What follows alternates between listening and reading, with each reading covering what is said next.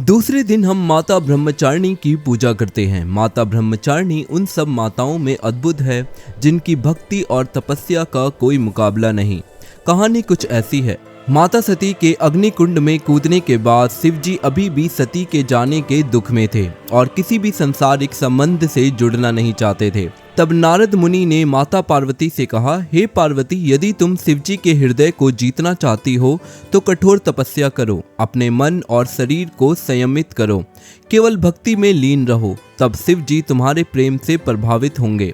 माता पार्वती ने तुरंत ही यह मार्ग अपनाया। उन्होंने फल, फूल और पत्तों पर निर्भर रहकर कठोर तपस्या की। यही तपस्या उन्हें ब्रह्मचारिणी का रूप देता है। तब संसार में संकट पैदा हुआ। दानव तारकासुर केवल शिवजी के पुत्र द्वारा ही मारा जा सकता था। देवताओं ने सोचा शिवजी को आकर्षित करने के लिए कामदेव की मदद ली जाए।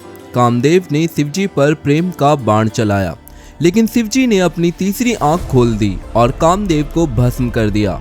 फिर भी माता पार्वती ने अपनी तपस्या नहीं छोड़ी। शिवजी ने उनकी परीक्षा लेने के लिए एक सन्यासी का रूप धारण किया और कहा, ओह, इतनी कठिन तपस्या करने का क्या फायदा, छोड़ दो, जीवन आसान है।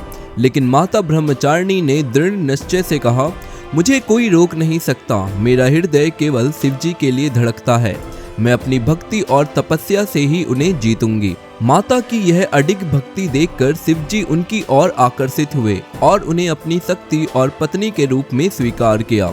इसीलिए नवरात्रि के दूसरे दिन माता ब्रह्मचारिणी की पूजा इस विश्वास और तपस्या का प्रतीक है। वे हमें सिखाती है कि सच्ची भक्ति, संयम और निश्चय से हर कठिनाई पर विजय पाई जा सकती है।